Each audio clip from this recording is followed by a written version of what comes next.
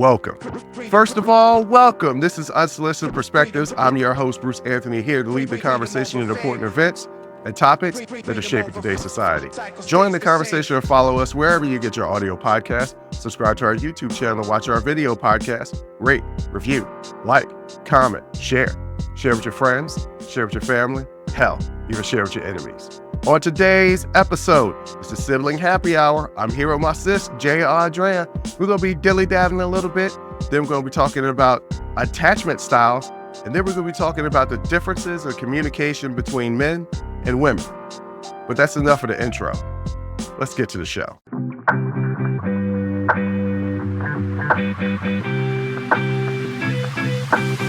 What up, sis? What up, brother? I can't call it. You know, life is funny sometimes. All right. Cleaning supplies actually work. Yes. All right. So here's the thing. Yeah. Where I live, huh? Yeah, back up. Because I'm not with you. Where I live, the water is hard. Yeah. Right? So mildew can build up in my shower really easily. Mm-hmm. Now I try my hardest every week to clean my shower. Ladies and gentlemen, I be cleaning my shower. You know how some men don't be cleaning their showers? Not me. Right. I be cleaning my shower. They're like, the shower clean itself. No. No, it does not. No. It really doesn't. You got to clean it. Absolutely not. So I've been trying to clean it to get rid of the excess mildew because of my shower is basically a bath fitter, but they caulked parts of it. Okay. And so the mildew builds up in the caulk. Yeah. And I've been trying to get rid of it. So sometimes I do straight bleach. Remember a couple of weeks ago, I almost killed myself. Yes. Trying to clean the bathroom. Yes. So I bought this solution. It's like bleach with something. It's a multi-purpose cleaner, and it's with bleach. Yeah. And I sprayed it, and I was like, you know what? Let me get down on my hands and knees with a sponge and scrub. Yeah. You know, that actually worked. Yes. I've been trying. I realized. What have you been doing? Spraying the bleach on there, letting it sit for forever. Kind of scrubbing, I bought a new drill brush, so I've been using that. Yeah. And then my shower attachment has the back of it where it sprays like a water hose. Okay. Like a fire hydrant, a Yeah. pest. And so I just been spraying the hell out of it, but I couldn't get the scrub. Yeah, no, I realize that now. And you got to use the right scrubber. Yeah. And it comes right off. Well, not right off. I guess I could scrub a little bit harder, but my back started hurting. You know, I'm 44 years old, get down on my knees. Yeah, that's one of the hardest things. I got one of those electric scrubbers too, and that's been working wonders because I'm like, listen, I'm old. My back, I can't keep getting down here and scrubbing out this tub. So I got the little electric scrubber. So, you know, I'm black. So when I clean, I season my, you got my to season. stuff. So it's a combination of Comet. Yes, got to have a Comet. Okay, so you fill the tub with Comet and you put a little water in and make it a paste. I didn't know that you make it a paste. That's something new. You make it a paste. You got to make it a paste, and you scrub the paste. Oh, okay. I do know about scrubbing the paste. You let the Comet sit before you add the water to make the paste, right? No, I immediately make the paste and let the paste sit. Oh, okay. And then I scrub the paste. Scrubbing the paste. Okay. And I also add a little bit of Lysol, like the little tub and tiles. I add that, and I got the foaming one. Okay. So I add that too to get the mildew and all that stuff because our water is hard down here too. And I've got I got the jets in my tub, even though I really want to completely redo my bathroom and just do a shower. Because I don't take baths because to me it's like body soup. It's disgusting. Yeah, it's disgusting. Well, you know you got to take a shower first, then a bath, and then a shower again. I do, but it's still like you're sitting in it. Yeah, you're just sitting in body soup. It's disgusting. So I'd be scrubbing. So you gotta season, paste, add a little bit of some extra. Open the window. I ain't got no window. Oh, no. Okay, well, leave the door open and the exhaust fan going. Yeah. So you don't pass out, but that's how I do it. I also realized you got to vacuum the exhaust fan. Yes, it gets full of dust. Yeah. And you got to vacuum that out. Yes. It's probably the reason why I'm sick. Ladies and gentlemen, if y'all can't tell by my voice, I'm sick. Well, sick is relative. I'm congested. You're not well. I'm not that well. means you're sick. I mean, sick is a spectrum, right? Right, You're not on your deathbed. Not on the but deathbed. You're not well. I had to miss my friend's holiday party yesterday because I didn't have enough energy to do it. I barely got enough energy to do this show. I'm gonna be real honest with y'all, ladies and gentlemen. I ain't gonna be talking, but so much. Same. But the reason why you don't have a whole lot of energy is because of these damn finals. It's finals. And I was stupid enough to pull an all-nighter to finish a project. Yeah, well, now, I have not done such a thing since the first time I was in college around, it's about 20, 21. Mm-hmm. So when you're over 40, you can't pull no all-nighters. You need your sleep. Yeah. You really, really do. And I was just pretty much surviving on my ADHD medication and coffee. And so our cousin comes over to pick up something, and I'm tweaking. Okay. I have not slept in 36 hours. I'm surviving on coffee and ADHD medication, and I'm an insane person. And he's slightly worried because I'm going to make a presentation and I'm tweaking. Mm-hmm. So it's like, how is this going to go? I don't know.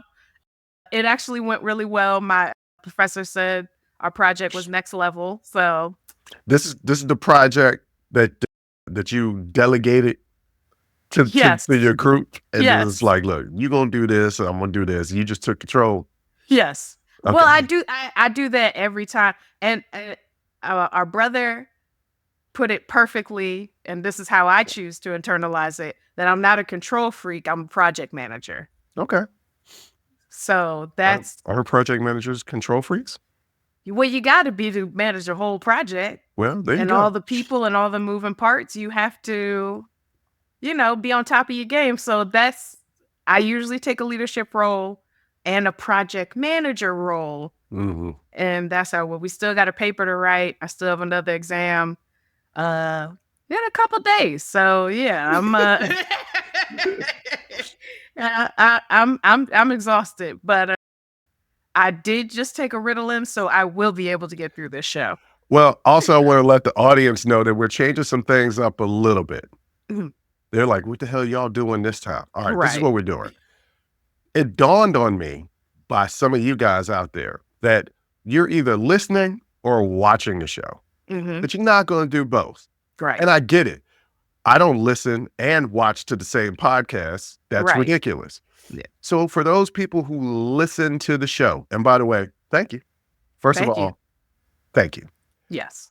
We are going to start doing YouTube exclusive videos. These are not stuff that's going to be on the audio platform. These are not stuff that's going to be on the Patreon. It's going to be specific 3.5 to 5 minute videos where we talk about various topics or expand upon the topics from the podcast. Yeah. So if you had to subscribe to the YouTube page, please go do it. Subscriptions are important to us. Mm-hmm. Please go watch these videos. We want to get to the point where we're monetized on YouTube, because if we could start making money, we could start giving you more content. Yes. And better content. And you can keep taking it to the next level. Right. Better content is key. Yeah. Well, I think we do pretty good on content, clearer content, because if you listen to our last show, audio was a little jacked up, but we're not gonna get into specifics of the reason why. It was me. I mean, listen, that's how it always is. You throw me under the bus. I did my best. I did not throw you under the bus. I said there was some audio issues, and we're not gonna get into specifics. So I specifically did not throw you under the bus. But if it had been you would have been like, and that was because I did this, and this, that, and the third. My bad, guys. But when you cite stuff like, and it's only the two of us, we're not gonna get specifics about who was at fault. I didn't even say who was at fault. I didn't even. It was implied. There was an asterisk. No, next to what you said. And you know what happens when what happens when you assume. I make the correct assumption. That's what. That's what. Boy, I tell you, my chest hurt, man. I feel like Yeah. Neil Carter is sitting on my chest. I just need her to give me a break. Why, of all people, Nell Carter? Cause she need to give me a break. Is Nell Carter still alive? Uh, That's a good question. probably not. And also, probably people don't even get that reference of one, who Neil Carter is, and two, give me a break. They probably don't get either one of those references. That's I true. forget that I am strictly an 80s baby. That's Like, true. She is not alive anymore, is she? No, she passed away in 2003. Oh, it's been plenty of time. Yeah, it's been time. It's been time. Why was I about to say it's been 17 years? Because my mind is still stuck in 2020. I can't believe we're about to be in 2025. Right. Anyway, let's move on in our dilly-daddling segment to the great Monopoly game. Okay. Yeah, I am surprised you want to talk about this. No, first of all, it was a lot more fun than I thought. Playing by the actual rules? Playing by the actual rules. I also was right that it's a lot longer than the 15 minutes you said it was going to be. I said we could play the quick rules, but you said let's play what's the difference between the rules that we played and the quick rules? The quick rules is just whoever is bankrupt first, that's the end of the game. Well, then who wins? The person who has the most money and property. No, that's whack. No, it needs to be one shall survive. Okay. Yeah. So actually, we didn't even get to the point where one shall survive. No. The game basically ended when the first person was bankrupt, and the first person that was bankrupt was me. So we ended up kind of playing the quick rules anyway. But it wasn't quick. Because y'all were like, okay, well, I'm done with this. Because it was like my goddaughter, our cousin, was winning. Nobody was going to catch her. And who would have thought? No, you did not. She had the most money. No, when we added up all the money and property and houses and all the stuff, I had won by like $200. Oh, okay. Well, you won. I must have been gone by that point. Yeah, you walked away. Yeah, Neil Carter was extra heavy sitting on my chest, and I was under the influence. So yes. Probably not a good idea to take medication or medicine. It was just some tussing. And it was just some tussing and alcohol, but it was a good time. It was a great time. I had a great time. I've been playing online. I've been playing Monopoly online pretty regularly. And I just remember we used to play board games and stuff as kids. I was like, let's relive this. And then I remember why we stopped. Because the three of us are very competitive. Turns out your goddaughter is also quite competitive. Yeah, well, I mean, she is a little version of me. Yes. And it got real. Like feelings got hurt, I feel like. Yeah, you were saying, hey guys, we won't have to play no more. And I was like, no, we're going to keep on going. Somebody got to win and survive. But I was like, if I land on somebody's property, I had mortgaged all my property. I had no more property left. I thought I was killing it. Yes. I was like, I got all this property. I'm about to put some houses on, but I didn't have enough money to put no house on because I had $15 left. Yes. But you had so many color sets and you just couldn't do nothing with it. There wasn't nobody landing on them. And if they weren't landing on them, I was like, give them my $20. That $20 didn't add to nothing. But while I was secretly or covertly adding houses and hotels to my little corner, I had the Boardwalk Park Place, Mediterranean, Baltic. If anybody knows, that's the corner right around Go. So as people get up in there, you gonna land on one of the properties. Even if you pass Go and you collect the $200, all that is going to whatever you landed on. Right. And that's what broke me. I landed on your property and I was like, I ain't got it. I done mortgaged everything. I ain't got it. Yeah. And that was this game. Our other brother was like, oh, this stopped being fun an hour ago. I said, we don't have to continue, guys. We can let this go. What? Why did he say it stopped being fun? Because it got real. I feel like it got real. Well, because my goddaughter, our cousin, was talking mad trash. Yes. because She was doing really well. Because most people like, let me get all the property. Nobody wants to get the utilities. And she had learned, hey, if you get all 4 of the utilities, that if you land on any one of them, it pays out more than even the full color set of properties. Yeah, so if you get all 4 of sense. them railroads, that's $200 every time somebody lands on it. And then if you get the utilities, that's 10 times what's on the dice. Right. And I was like, I can't roll. Well, I got to roll a 12 right now. Right. I've been rolling snake eyes all game. Why do I got to roll this 12 right now? This is some bull. And when you landed that property, you was like, I think. Hey, look, I was real with you. I was like, hey, look, I'm be real honest. I got it. I can't mortgage no more property. Even the property that I have that I didn't mortgage, I was like, it ain't enough to cover it. And you didn't cut the rules out. I can't borrow from the bank. No. So I was like, I guess I lost. This is it. Yeah. This is it.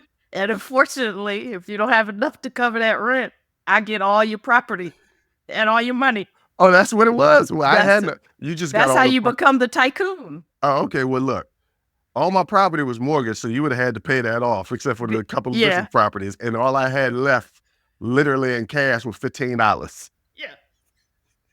I had $15. I said, no, how did I lose out on $15? How did I get down to just 15? This is some bull. You kept buying property. See, like I would pick and choose what I would buy. Sometimes I would auction stuff off. Yeah. Because it's like, hey, I don't really want to spend $280 for Marvin Gardens. Hey, look, but I needed it. I needed it because I had the other 2. So I needed the Marvin Gardens. That's true. And our brother was being a complete jerk in the auctions and kept raising the price. I think I paid like $4 something. And I was like, you don't even want this property. What you doing right now? I know you're doing it to bankrupt me, jerk. Yes, that's also a strategy. Yeah, that was a good strategy because it worked because I was the first one to go bankrupt. Yeah. How else? How was the rest of your Thanksgiving trip? It was great. I had a great trip. Did I get any of my schoolwork done? No. Well, no, I did my homework, but that was about it. But as far as like being able to see cousins I hadn't seen in years and just hang out with everybody as adults, like everybody, these are all of our little babies and now they're just grown humans. Mm-hmm. And it's crazy getting to know them. I know a lot of people that are in their auntie and uncle era, probably feel the same as I do. It's like you watch these people grow up and now they're out living their own lives and functioning, and you're just like, you don't need no help, you want $5, you don't need nothing, you grown, and wow, this is incredible. I love this. Like, I love meeting you as an adult. So yeah, it was a good trip. Yeah, it was a really good trip, and we're gonna get into more details about the trip on our Patreon page and our After Hours Uncensored, because we got some stories to tell that we are not going to tell on the main show because it involves family. But on that note, talking about family, we hung out with our parents this Thanksgiving. Mm-hmm. I fell in love with my parents again. I'll get into more detail on our YouTube exclusive. If y'all don't realize, I'm plugging the hell out of Patreon in our YouTube page. So help us out. But speaking of our parents, what is it that we learn our attachment styles from? That's a good question. I don't know that. I just know that I have one. It actually is from our parents. And we're going to get into attachment styles next.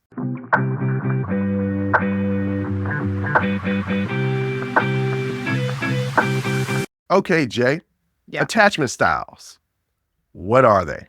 Attachment styles are patterns of bonding that people develop in early childhood based on their interactions with their primary caregivers.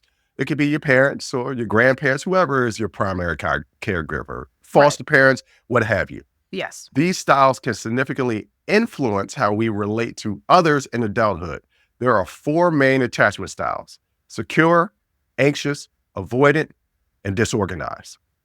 I Secure never attachment. heard of disorganized, so that's interesting. Basically, all I ever heard of was anxious and avoidant. I didn't even know people could have secure attachment. Yeah, there are, you know what's crazy? There are human beings with secure attachment styles who don't suffer from anxiety, who are Well, like actually neurotypical, like are their brain works correctly. are they aliens? No, they're real human beings. So I Nuts. believe I might be a Scientologist because I believe the aliens came and took all the bad souls and threw them in a volcano, and the bad souls that entered in our bodies, creating anxiety and depression and all that stuff. Because that's what Scientology. That's what they say. I don't know. That's They part went of in a volcano? Yeah, that's what they said. That's what they said. I I've don't never know. read up on it, so I But, gotta hey, be honest, I don't but know. it's something, and people have secure attachment. Whew, okay, Yeah, well, they're wait. actual functioning humans. Okay, so let's break down the 4 attachment styles. So, Okay. secure attachment. People with this style feel comfortable with intimacy and are usually warm and loving. They trust their partners and feel confident in their relationships. Anxious attachment. Individuals with this style often worry about being abandoned and may feel insecure about their partner's love. They might be clingy or overly dependent. Of which, what? I got a frog in my throat. Hold on, though. Anxious I attachment. might be getting some congestion. We're going to get into ours, but hold on. They might be clingy or overly dependent. Yeah. Oh, dependent, not independent. No, Look, overly ladies and gentlemen, dependent. yeah, ladies and gentlemen, bear with me here because once again, I'm feeling a little under the weather. So Little some bit. things I ain't firing at all cylinders. Okay. Right. Avoidant attachment. Those with this style tend to distance themselves emotionally from their partners. They may have difficulty with intimacy and prefer to remain independent. And then there's disorganized attachment. This style is characterized by a mix of behaviors, often resulting from trauma of inconsistent caregiving. People with this style may have trouble forming stable relationships. You know what? That makes sense to me, especially the part about inconsistent caregiving. We have a lot of people that grow up in the foster care system, and sometimes you get lucky and you get a great foster family and they adopt you, and that's great. And then sometimes you don't get so lucky and you bounce around a lot and you'll have inconsistent styles of caregiving because you're experiencing life in multiple homes. So that actually makes a lot of sense. Yeah. Also, you could just have parents that just all over the place. Yeah. I mean, there are a lot of people with parents who, I have friends of mine who've got parents who suffer from bipolar disorder and refuse to take their medication. So, that can result in inconsistent caregiving. So there are a lot of scenarios where somebody can end up disorganized attachment. Well, when they say inconsistent caregiving, they're not talking about purely the physical aspect of it, right? Of them being there or not being there. Isn't there an emotional aspect that also could be? Yeah. Because now as I read through these, now we're going to get personal. Now as I read through these, I'm not throwing my parents under the bus. My parents Just speaking generalities. Well, no, because I'm going to talk about me because obviously that's going to draw a parallel between my parents, and my parents were kids when they had me. They were still growing up on their own. My parents actually did a fantastic job Yes. raising us. And you brought a point to this when we were having Thanksgiving around dad, and you was like, you reference mom and dad a lot in the show. I was like, I do. Because I don't recognize that I referenced them a lot.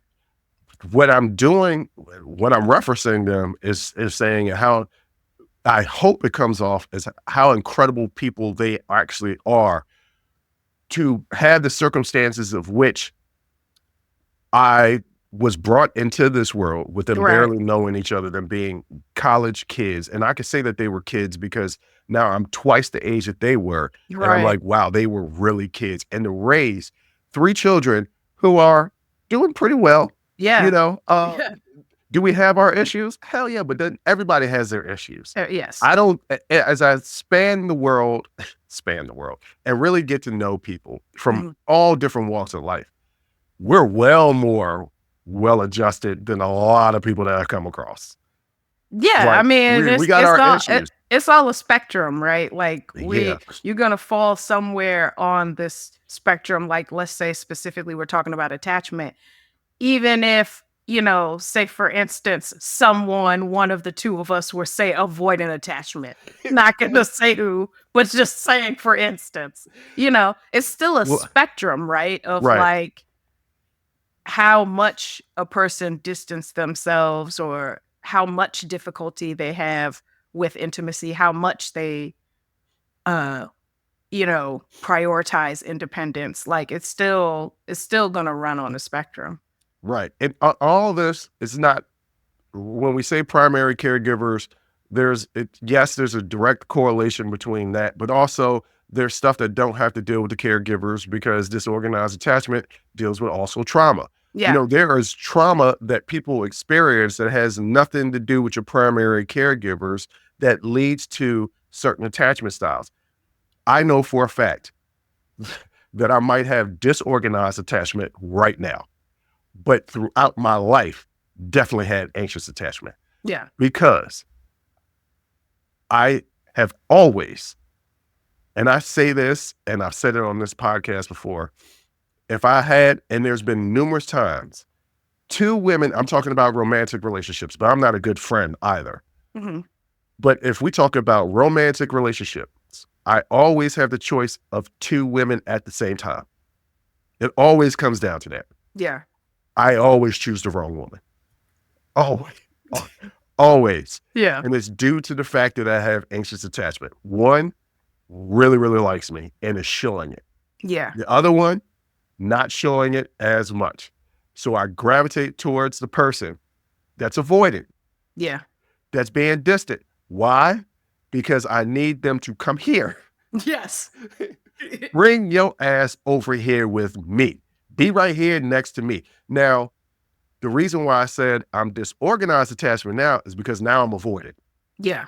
Because I recognize that I was anxious. So now I don't even, I'm so independent that people are like, yo, you know, don't you need me for something? Don't you want to talk to me? I don't really need you for nothing. You here because whatever. Yeah. We're going to either work this out or not work this out. So Right. I think that that you can become all of them because eventually people have anxious and avoidant and they do become secure. It comes with therapy, but Yes. they do become secure. Yeah. I mean, I think secure attachment has a lot to do with you. Yes. Like you feeling comfortable with intimacy and you feeling confident, but it also has to do with the person that you choose as well. Like, have you finally chosen someone trustworthy or somebody that makes you feel confident in your relationship? So I think it's a two-way street to get to secure attachment. I don't think you can get to that on your own. I think it also involves the partner that you choose. The partner that you choose or also the way that you were raised. Yeah. I have a friend, I'm not going to point him out there, but I have a friend who I know was raised in a household, a two-parent household where that person knew that the parents loved each other. The parents expressed love to one another. The parents expressed love to the kid. The kid didn't have anxious or avoidant. They were very secure in their attachment styles. And they married a person who is very secure in their attachment styles. Yeah. And I was like, wow, you're like the only person that I know that's had a marriage that's lasted for so long, over 20 years now, for so long, and y'all were still like in it and love each other. And I was like, oh, wow, y'all both had parent groups that had that. Yeah. So it can't, once again, nature versus nurture, you know, environment, all that stuff plays a part in who we develop as people. Yeah. But also, I wish I stopped choosing the wrong women. I got better. I got better at it, I think. No, I haven't, because the last one I chose was wrong as hell. Well, Anyway. Well, as an avoidant attachment person, I don't tend to choose anyone, and that's the problem. So, but I think I grew up feeling like independence was very important to me, Mm-hmm. and I just became very fiercely protective of my independence, and to the point where, I did have problems with authority because I didn't like people telling me what to do. So uh, I still kind of don't like when people tell me what to do, but I understand that that's part of life now. Is like, Yeah, you got a their boss. You got a boss, yeah. like You that got person is going to tell you what to do. right. Uh, You got no but choice in the matter. yeah, I don't think mine is necessarily. Well, no, that's not true because I am distant emotionally. So yeah, no. I mean, that Okay. pretty much summarizes. All right. So I think, and I don't know this to be the case, but I think each relationship might have different attachment styles. Not Because pretty consistent across my relationships. no, because our relationship, the relationship that siblings have, the relationship you have with your two brothers is not avoidant. Oh yeah, that's correct. So, when we talk about these attachment styles, for me specifically, I'm talking about romantic. Yes. Uh, I don't know. I think with other people, with other relationships, I have avoidant. I I would say that I'm avoidant in a lot of my friendships. Yeah, Uh, so I would say if we're talking about friendships and familial relationships, I'm actually pretty secure in my attachment, definitely to my friends, because those are people that I've chosen to be in my life and who've chosen me back. Like that's a that's a transaction that you can't really overlook, is that the fact that we both chose each other to well, be in a romantic relationships are the exact same. You chose each other. not mine. Not mine. Like I said, I never choose anybody because I'm avoidant. Well, there you go. So I am typically chosen. And then if I'm bored, I'll say, yeah, all right, fine. But it's never, Wow. yeah, I mean, because I don't connect romantically, emotionally with people Mm. in a romantic situation. Because to me, that's a different kind of intimacy, like a different level of vulnerability that I'm not comfortable with. I would say that there's more trust involved Yes. with the romantic relationship. But speaking of romantic relationships, let's talk a little bit about how these different attachment styles are affected in romantic relationships, since we want to keep putting our business out there in these streets anyway. Right. All right. People often seek partners with similar attachment styles because it feels familiar and comfortable. For instance, someone with anxious attachment may be drawn to another anxious partner because they understand each other's need for reassurance. However, this could sometimes lead to reinforcing unhealthy patterns. I mean, it's obvious, right? Yeah, for sure. What happens when, let's say, an anxious attachment and an avoidant attachment individual enter in a romantic relationship? It can create a challenging dynamic known as the anxious-avoidant trap. So the reason why we're discussing this is because you sent me a video Hmm. of two people on a first date and their inner selves talking Yeah. out loud about their attachment styles and what's going to happen in the relationship. And it was an anxious and avoidant. And I Mhm. was like, ooh, been there so many times in my life. Yeah. Yes. So let's take a deeper look at how these two anxious and avoidant attachment styles interact. So the dynamics is there's an initial attraction. At first, the anxious partner may be drawn to the avoidant partner's independence, while the avoiding partner may appreciate the attention and affections from the anxious partner. Then there's the push and pull cycle. Over time, the differences in attachment needs create a push-pull dynamic. The anxious partner seeks closeness and reassurance, while the avoidant partner seeks space and independence. And then there comes the conflict. The anxious partner needs for more connection can feel overwhelming to the avoiding partner, who may withdraw further from the relationship. This withdrawal triggers more anxiety and clinginess in the anxious partner, creating a cycle of conflict and frustration. Let me tell you something. This is my life. This is my life. Yeah. I am drawn to strong, independent women. Yeah. Why? Because every woman that's important in my life is a strong, independent woman. Both of my grandmothers, my mother, you, my sister, people that I look up to, even though you're my younger sister, you know, I have no problem admitting that I look up to my brother and sister because they're just accomplished people. I'm amazed by them every single day. It's okay to be an older sibling and admire and look up to your younger siblings. There's no rule that says that the younger siblings have to look up to their older sibling and the older sibling can just always be like, yeah, that's right, I'm the older sibling. Right, No. I'm on this pedestal. Absolutely not. No, I look up, both of my younger siblings are very accomplished. And my sister will tell you that there have been many a times that I said to many girlfriends, hey, it's all cool that, you know, my mom and dad like you, but you got to get the stamp of approval from my sister. She hates it. Which I do hate it because I am not that, again, I'm avoidant. I am not that invested in anything. So but you are invested in my happiness. Yes. Okay. Yes, of course. But, and now the relationship that we have now, you know, if I come to you and be like, that ain't it. Yeah. Like, hopefully you'll listen or at least, you know, take it in. I'll take it in, but most of the time when people tell me, hey, don't do this, I'll be like, I'm about to show you. So right, but I'm not doing it for like some tit for tat reason. Like I'm telling you, this ain't it. Right. This ain't what you want. Right. I'm telling you this for your sake. It has nothing to do with me. But you know how I like to defy the odds. Anyway, this is literally, I did not realize these attachment styles. I had a friend that I had known for over 20 years. She had literally seen me grow up. She knew me when I was 23. We stopped being friends like when I was 39. So she knew me for 16 years. She's not my friend anymore. But the reason why she isn't my friend, I get it.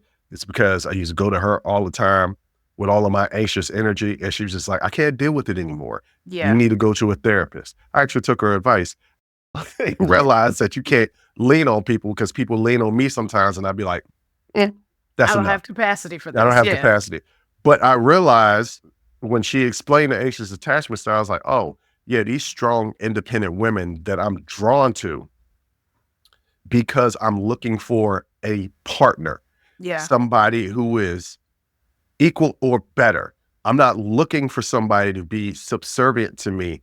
Right. That's not what I want. I want what I've seen in my life, these strong, independent women that will go out there and get it. Yeah. What tends to happen is these strong, independent women tend to be, or at least the ones that I deal with, so the sample size is small, avoiding attachment. Yeah. And I'd be like, come here, baby. Because I'm real loving and affectionate, especially when I've been drinking. That's who I am. Yeah. And I'm drinking a lot. Yeah. Most of the time. So I'm like, come on over here. And they're like, you know what? You're smothering me. Yeah. And I'm like, okay, well, I won't smother you no more. Right. Not go away. And then they're like, okay. And I'm like, wait, hold on. That was supposed to get you to come back. What you doing? Come over here. Right. Yeah, they don't have an anxious attachment though. Yeah. I finally broke the cycle about 4 years ago when I learned about these attachment styles. But yeah, no, these things are real. And yes, do people go to anxious attachment? And anxious attachment, do they try to match energies? Yeah, but that's not good either. If you're anxious, insecure, or disorganized. If you're secure, go for it. Yeah. But a lot of people out here think they're secure and they're not. And then I'm the opposite. I don't ever choose an anxious attachment partner. Typically, our partners are avoidant because I am like, hey, we can be together, but we don't always have to be together. And that's great that we both agree on that.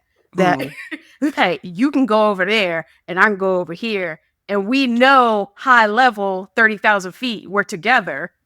Right. But I don't have to live that reality every day. So what happens? You know, time and space, right? If both of y'all are giving each other time and space, then you get used to having that time and space and realize you don't need the other person.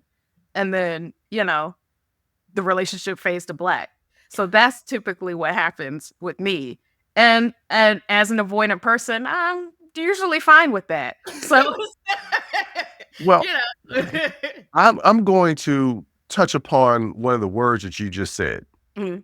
And I think that is an issue in general, not just with you. And I'm not attacking you. I think a lot of people deal with this Mhm. in general. You said need. Yeah. First of all, we shouldn't need anyone. Right.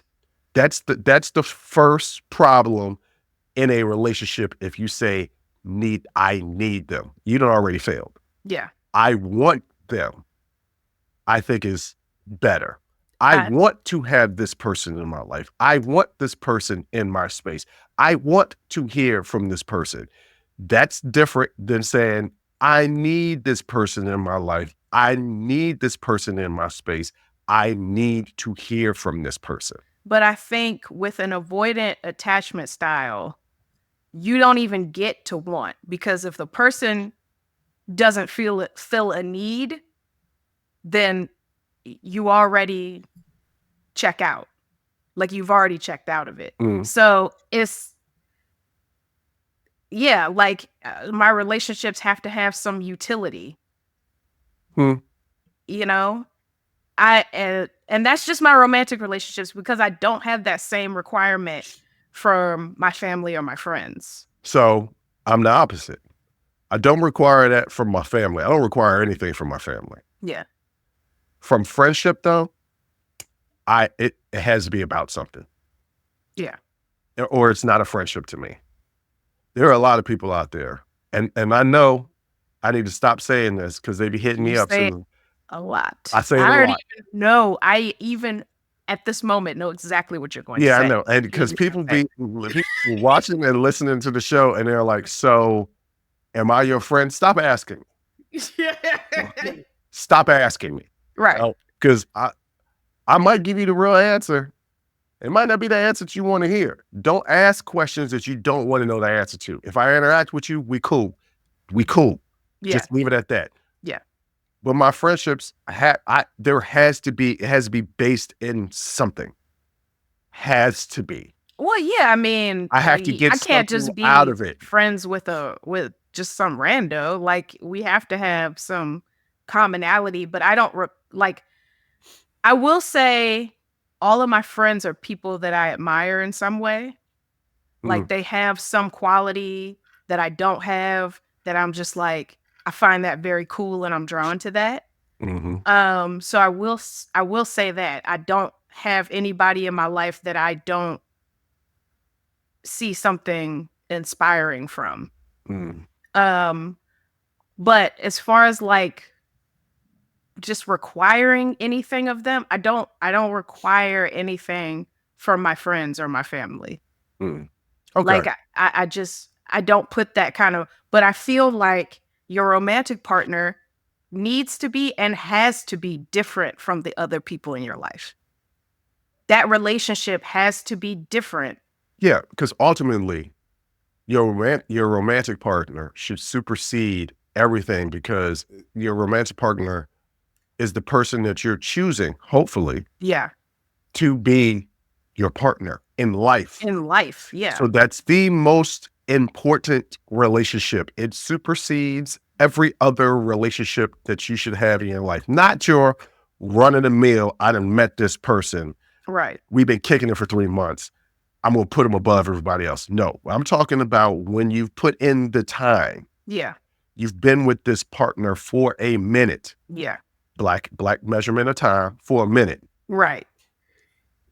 And y'all make a commitment that this is a forever thing, whether it be legally by getting marriage or just forever partners. One of my closest friends has a partnership there. They've both been married before. They're not getting married, but they are together forever. They are forever partners. That relationship supersedes any friendship that I have with him. And we've been friends for over 25 years. Yeah. That's the most important friendship. I mean, the most important relationship. So yes, but not your run-of-the-mill. Look, some people out here, every time they get into a relationship, they be in a relationship for about 3 minutes. And it'll be Right. like, this person is everything to me. Stop it. Yeah. Stop it. Knock it off. But I think when I think about it that way, that's the part that becomes uncomfortable for me. Yeah, it's a commitment. Yeah. Yeah. The idea of commitment, the idea of that level of intimacy and trust and the amount of communication, like real deep communication that you have to have with somebody that's a lot. Yeah.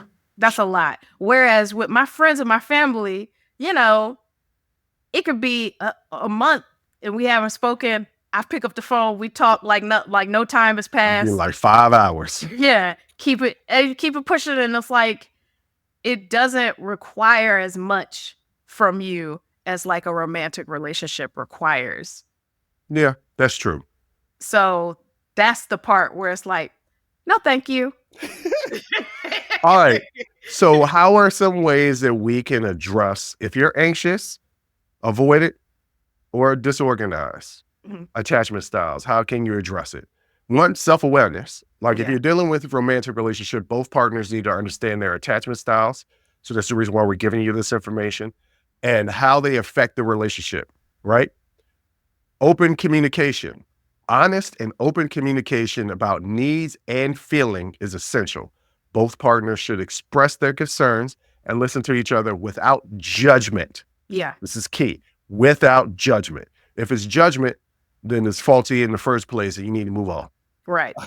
You got to set boundaries. In life, in general, it's always good setting boundaries, but also important, you need to establish clear boundaries that can help balance the need for closeness and space, because you need both. Yeah. Right? Therapy. Let me repeat that again. Therapy. Therapy, y'all.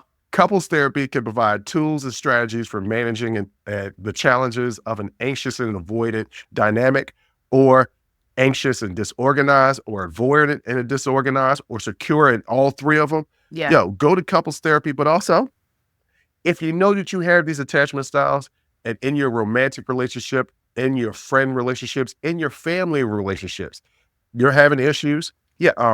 Therapy helps. Yeah. Therapy helps. I feel like, listen, the same way you go to get your physical every year, the same way you go to the eye doctor, the same way you go to the dentist, like therapy should also just be a part of your healthcare regimen. Like, and I think therapy for couples and for families should just be a part of life. Like you shouldn't wait until the problems have gotten to a point where everybody wants to walk away. Like you should have been talking about these things all along.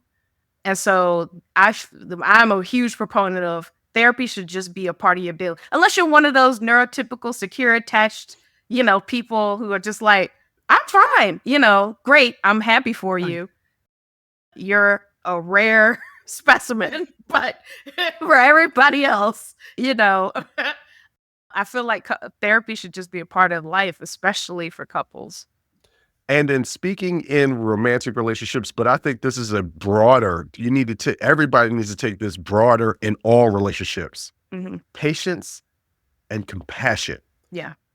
Both partners in a romantic relationship, but individuals in every relationship should practice patience and compassion towards themselves and others. It takes time to change attachment patterns and building a more secure relationship, not only with people, also with yourself. A lot of times, we didn't really talk about this, but attachment styles can also be to yourself. Yeah. Right? Your attachment to yourself, how you speak to yourself, how you interact with yourself, how you view yourself.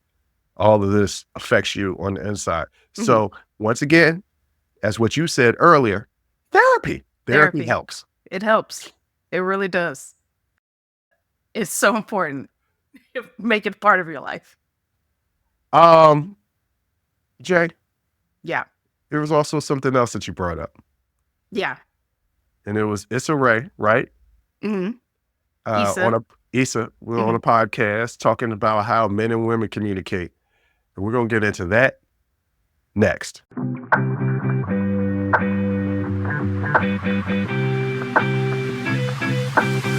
Jay, I want to ask you a question.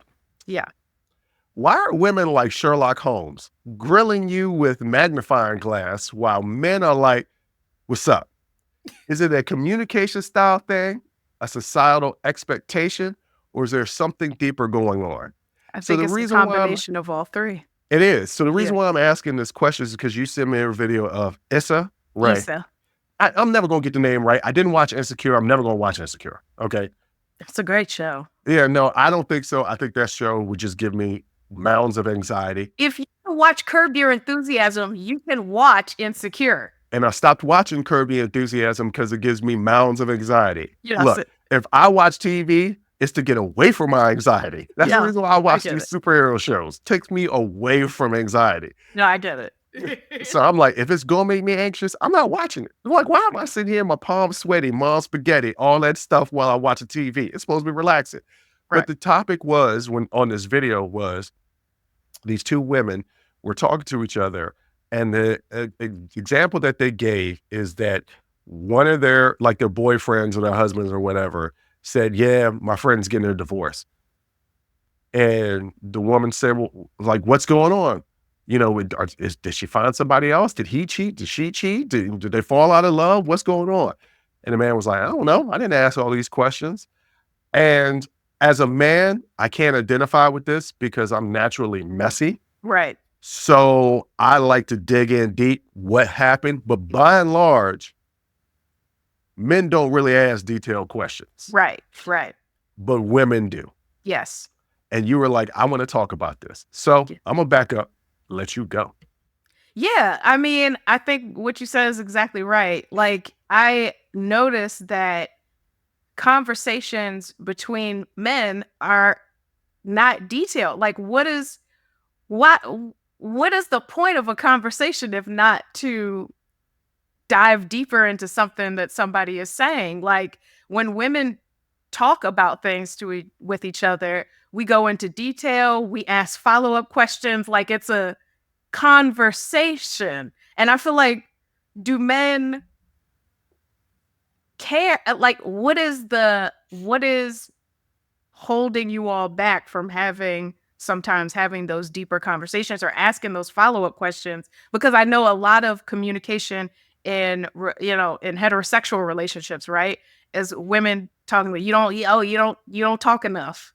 And they're both confused about why the other person doesn't communicate in the same style in which they communicate. Again, I feel like it goes back to attachment styles and more broadly, like people's communication styles. But I do notice that there's a difference between male and female, like just friendships. And I just wanted to see what your thoughts were on that. I can tell you exactly what it is. Dr. Weiss, I interviewed last year, or no, it was this year. Talked about how men are raised and how we are taught to suppress our emotions because expressing or showing emotions is not the manly thing to do. So as we suppress these emotions that society has told us that you can't express because that's a sign of weakness. Right. We don't ask detailed questions because why do we want to get that detail? That would be showing an emotional side to us that society has told us is a sign of weakness. So you can't show that you care? Yeah. About what your friend is going through? And I'm saying this is wrong. Yeah. I'm saying this is wrong. And we need to get past this. But no. Okay, so I know women relationships with other women because I have several really close female friendships. Right? My best friend is a female. Yeah. I know that the relationships that they have with other females are not like the relationships that males have with males. Males are mean to each other. That's like a rite of passage. We joke on each other. We hit each other. There's nothing pleasant about our relationships with each other. I have two other really close best friends that are like my brothers. We've been together for over 25 years. Yeah. One of us still, if we say, hey guys, love you, the other one will say, hey, love you. One of them will not answer. Yeah. Right? Yeah. Won't say anything. And then the two people will attack that other person and be like, yo, tell us. Yeah. Tell us you love us. Man, why y'all always talking about this type of stuff, man? Y'all are like a bunch of women. Why? Because society has said, men don't tell each other that we love each other. Fathers and sons, since the beginning of time, have been told not to say I love you. Vince McMahon in his documentary only heard his dad tell him that he loved him on his deathbed. Yeah. And he said that was the greatest day of his life. This was a 50-year-old man that had gone through his entire life not being told by his father that I love you. Yeah. And then cut to me. I just had this. I hadn't spoken with a friend in a while. And so I text her and I said, hey, friend, I'm checking in on you. And she replies, hey, friend, and a thumbs up emoji. I call. I'm seething because by the time I see it, it's too late to call. I'm like, I'm calling tomorrow because what you mean thumbs up emoji? That's not what I asked for. I'm checking in on you. I expect a dissertation on what's happened since the last time we spoke. And I call her up and I'm like, we're going to fight because don't you ever send me no thumbs up emoji to a checking in text. I'm checking in on you. And then we proceed to talk for about 2 hours. And then by the end of that conversation, I said, this is what I expect. Now, it could be in voice note form. You could send me a long text or you could call. But it's when I say I'm checking in, I want a detailed report of what I've missed. And I'm going to ask various follow-up questions to get deep into this because I'm checking on you, friend. Like I'm checking on you. I'm not just, hey, how you doing? No, I'm checking in. And so I expect a checking in response. It's like you would expect if you were checking in on me. If something told you, I feel like I need to check in on my friend. Like you would expect not a detailed response. Yeah, not a thumbs not up. a thumbs up. Woo, with the thumbs up. Yeah, that's fighting terms. Yeah. But there's a vulnerability that's associated with that. Yeah. So what women often get frustrated with men, and I've had this in my own relationships because I'm not really the type of person to tell you what's really going on. Right. Not what's really going on. I'll give you surface stuff. Yeah. I'll give you stuff that I'm agitated by or I'm annoyed by, but not stuff that's really bothering me. Yeah. Right? I tend to keep that close to the vest. My therapist finds out that information. That's right. I pay them for. Right. I ain't got to put out all my business out there in the streets. Right. But women have an issue because men, how we are in our interactions with each other, not showing vulnerability translate into us not showing vulnerability with our partner in a heterosexual relationship. So I'm talking about relationships between men and women. So when women, if you had a male friend that you had sent that text to, he probably would have gave you a thumbs up. Yeah. And you would have been like, all right, that's about right. You probably might not have pressed, but because it was a woman, you pressed because, wait a minute, that's not the type of communication I'm used to. Yeah. And women in relationships, and that's what this video was about, was just like this translation of not finding out about your male friend who is going through something directly correlates to our relationship. Yeah. Because you're asking me, but you don't really want to know details. Hey, boo, what's going on? You don't really want to know details. You know that you need to ask. Right. But you're not asking follow-up questions because you just know that you need to ask. Yeah. You really like, a man is really like, just deal with that like I do. But really, it's the most unhealthy thing in the entire world to suppress everything and not deal with it. So women ask these questions, why are men like that? Because men from birth have not been given the space to be vulnerable. And that, ladies and gentlemen, is the patriarchy. It is, it works against everyone. Yeah. It works against everyone's best interests. It keeps everyone from being their authentic self and living in their truth. I hate that term, but it is what it is. I also hate that term. A But lot of terms you throw out there that you hate. I know, but sometimes they're apt, so there's nothing I can do about that. And I just think that it's creating space between you and yourself, right? Because nobody is doing that deep dive internal work on themselves. If you're not asking other people the questions, you're probably not asking yourself the questions either. Yeah. To be introspective. And it's affecting the way you relate to other people. And the big part of the human experience is our relationships with other people. And if something is keeping you from developing real and authentic relationships with other people, and I'm not saying that women have real and authentic relationships. Actually, it's the opposite. A lot of women have very fake and superficial relationships because there's this thing out there where women will only be friends with people who are on their same level of attractiveness or something like that. And it's just like, oh, that's not a great way to establish a friendship. I think that's one of the realest things ever, because I think whether you're conscious of it or subconscious of it, Mhm. it's a real thing.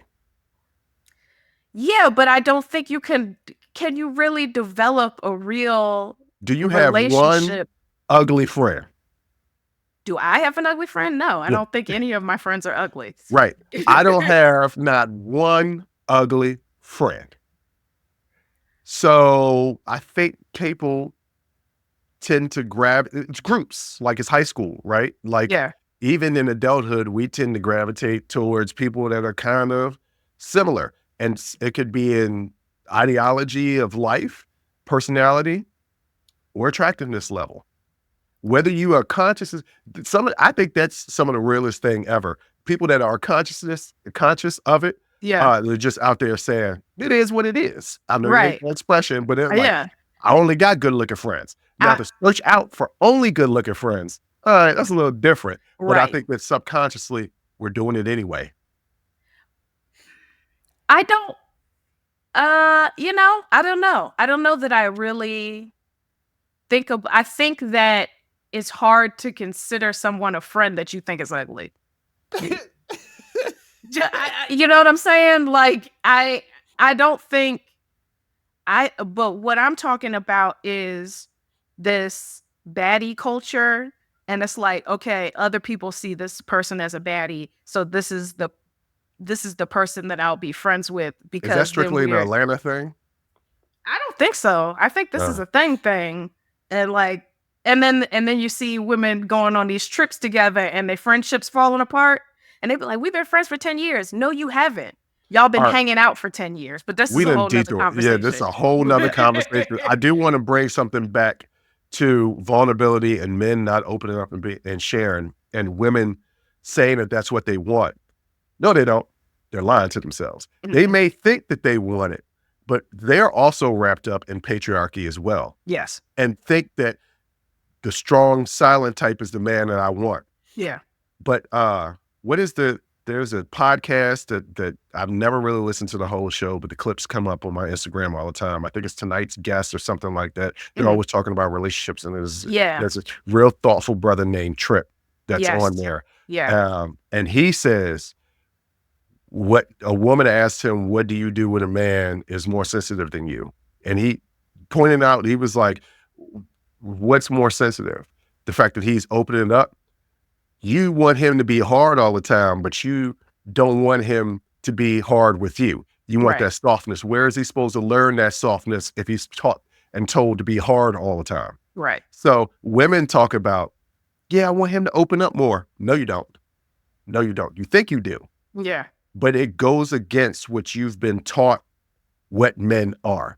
Yeah. So it's a cycle. Yeah. It's a continuous cycle. Because I hear that from men a lot of like, yo, I try to open up and she's always like, I don't want to hear that. Because women don't know how to receive a man opening up to them. They know how to receive a woman opening up to them. But what man has ever opened up to them in their life? This isn't something that they have in their relationships with their fathers or their brothers or things like that. And if they do, great. That means that you can have a secure attachment, right? You can have secure, I don't know. Relationships. Not just relationships, yeah.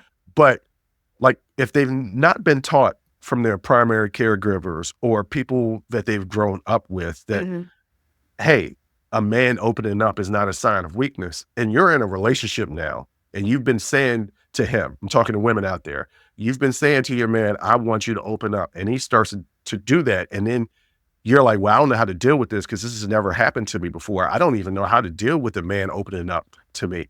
That man is going to feel rejected. Good luck to ever get him to open up again. He's never going to open up again. And you also got to be careful because, you're in a relationship. You're not a therapist. So sometimes people will open up to you and they'll be a lot deeper than you thought it was going to be. And you don't know how to respond. Right. And then that makes that person feel you're not equipped to respond. Yep. And that makes that person feel rejected. So be careful. And again, this is another reason why couples therapy is just very important. Like you can have somebody facilitate these conversations that you're not equipped to have, but you still want to have. And I would say, first of all, couples therapy is like when you in it. First of all, black measure of time for a minute. Yeah. If you need to go to couples therapy after the first 3 months, then that ain't the right, y'all. That ain't it. That ain't it. It. That's not when you go to couples therapy in the beginning. That ain't it. All right, Jay. We done left the audience with a lot, but what do you want to leave the people with before we end the show today? It's very important to know who you are and how you operate and how you relate to people before you go get into relationships and understand yourself on a deeper level. You have to ask yourself these questions because, like I said, a large part of the human experience is our relationships to other people, a connection and community.